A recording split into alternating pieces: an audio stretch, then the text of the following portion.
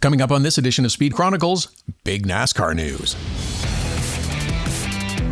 SIG Media presents Speed Chronicles with Todd Lewis, powered by Rev TV. Thanks for tuning in and checking out this week's edition of Speed Chronicles. We do it every Wednesday on the Rev TV YouTube channel and your favorite podcast platforms. Please like and subscribe. Share it as much as you can as well. Okay, lots of big NASCAR news to get into on this week's edition. Didn't have a lot of racing last weekend, but that's okay. We got lots of news to get into this weekend. How about the NASCAR schedule?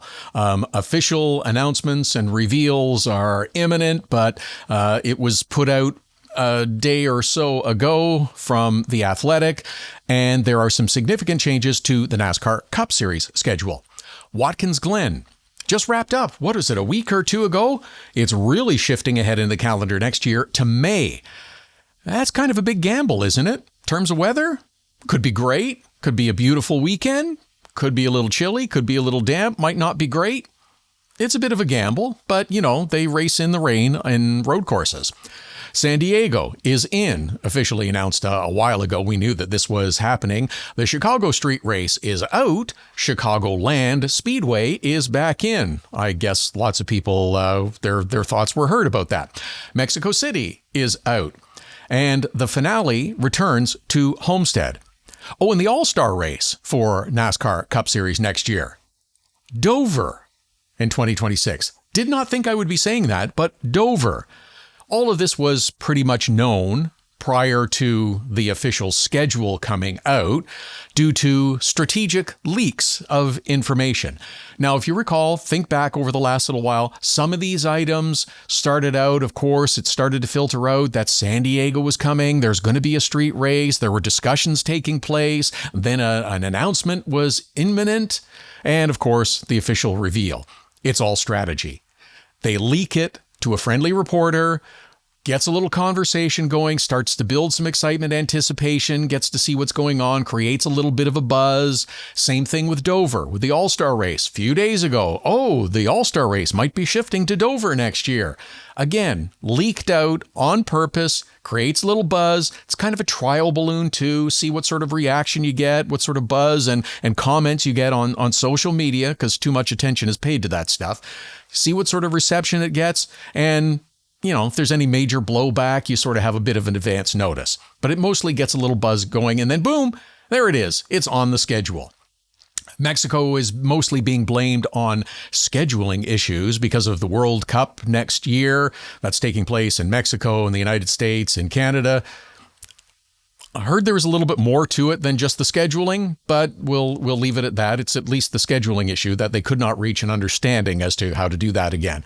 There will be a second off weekend as well for the Cup Series in August. How about the big reveal for the Truck Series schedule? Joining the IndyCar event at the Firestone Grand Prix of St. Petersburg. How cool is that? Trucks, IndyCars, common broadcaster, trucks, IndyCars, St. Pete's. I hope that they are reinforcing those concrete barriers, because I have seen some of those truck races and I have seen some of the truck race finishes. I hope they have secured those concrete barriers a little more. Other NASCAR news. O'Reilly Auto Parts is taking over as the entitlement partner for what is now known as the Xfinity series. Again, makes me laugh how all this stuff is, it's announced. Last week, it's rumored. A reporter puts out a story that says, O'Reilly Auto Parts seems to be on the inside track to take over as the entitlement partner for Xfinity. New entitlement partner. And then everybody else has to pile in. They have to do a story for their outlet. They weigh in on social media and they get all kinds of attention. This is all a strategy. This is the launch strategy to get the most attention that you can for a new announcement, because lo and behold, 48 hours later becomes the official announcement. And amazingly, there's a brand new logo already set to go. But again, gets the buzz started, others jump in, start talking about it. This is all part of the communication and promotion strategy. Cup Series did have a pretty good race on this past Saturday at Richmond. Austin Dillon, the win, gets the golden ticket into the NASCAR playoffs. What is he, like 28th in the standings? Oh, but no, he's going to be in the playoffs. Sure. Okay. Automatic entry. It's like the judges on America's Got Talent, Canada's Got Talent, whoever's got talent. One of them hits the golden buzzer. Yes, you get in. Don't worry about anybody else. Doesn't matter about the competition. You get in. It's that golden entry. I know, top 16 get in. I don't care that you're 28th. I'm hitting the buzzer, so you're in. That's the magic bullet that gets you into the playoffs if you win. It's a good example of, I don't know, something that just doesn't sit right. I don't care if you're Austin Dillon. I don't care who you are. If you're 28th in the standings and you happen to win a race, but the rest of your results really don't add up to too many points, do you really deserve to be in the playoffs? That's the question. I know the playoff format's not going away. It's just that maybe there's a better way to construct it in terms of how you get people into your playoff format. A little bit of talk about driver contracts for next year. Actually, not as much as I've been expecting to hear in NASCAR or in any other series, as a matter of fact. Haven't had the contract announcements in Formula One. We did have one in IndyCar. Marcus Armstrong's going to continue at Meyer-Shank, but I've been kind of waiting for the official announcement of Conor Zilich moving up to the Cup Series next year. Wonder if his slip and fall after the win has maybe delayed that a little bit till he can get back in action. Now, I know he's going to be okay. It was a nasty looking fall. It was quite serious, and he did have surgery for breaking his collarbone, but he is on the road to recovery. Everything is going to be fine.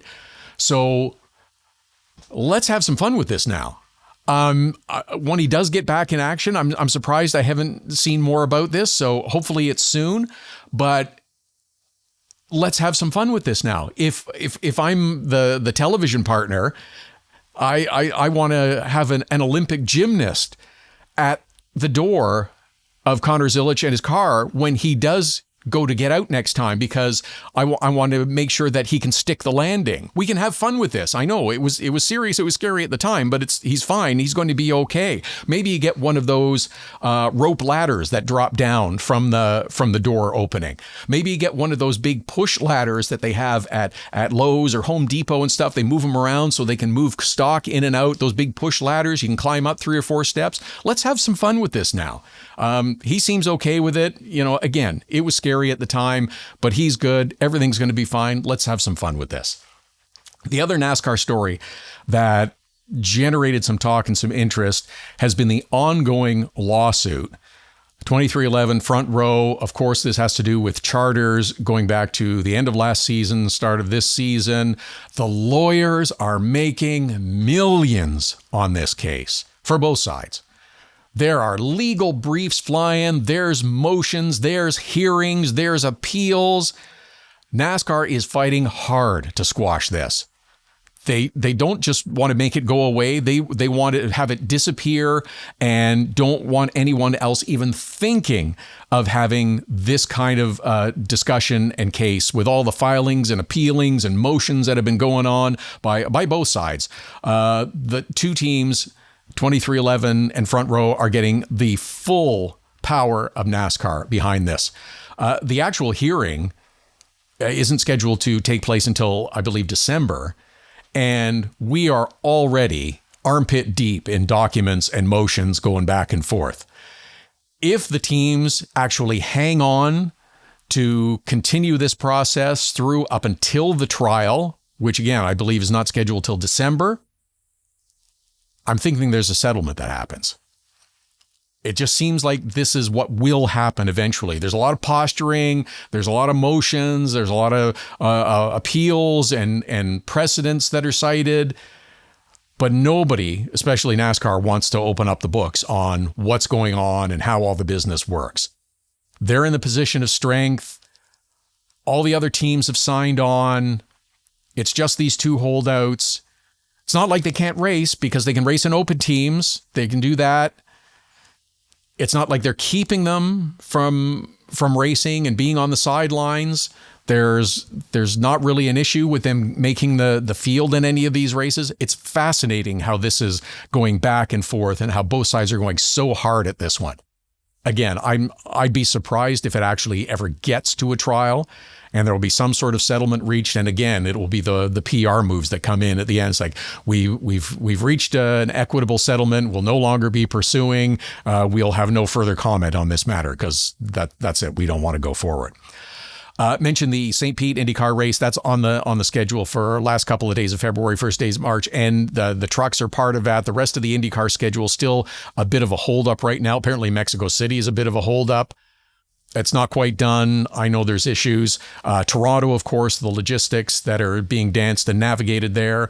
Iowa, does it have a future? I don't know. Certainly not if they're going to show the way they did this year. It's probably not going to all get settled and resolved until after Labor Day, until after their season is concluded, which is not ideal, but that's looking the way it's going to happen right now. Formula One continues on their summer holiday. Coming up this weekend, though, we got IndyCar at Milwaukee. We got NASCAR at Daytona. Still seems odd at the last week of August that they're in Daytona and they're not at Bristol. NASCAR Canada's headed to Circuit Icar. An interesting road race, short one, 43 laps. It's going to be a super tight championship fight right to the end in the NASCAR Canada series, which is pretty cool as well. So thanks for checking out this week's edition of Speed Chronicles. Lots of legal jargon and stuff and business stuff with NASCAR this week. We do it every week on the Rev TV YouTube channel and in your favorite podcast platform. Again, please hit like and subscribe. Enjoy a weekend of racing. We'll do it again next week.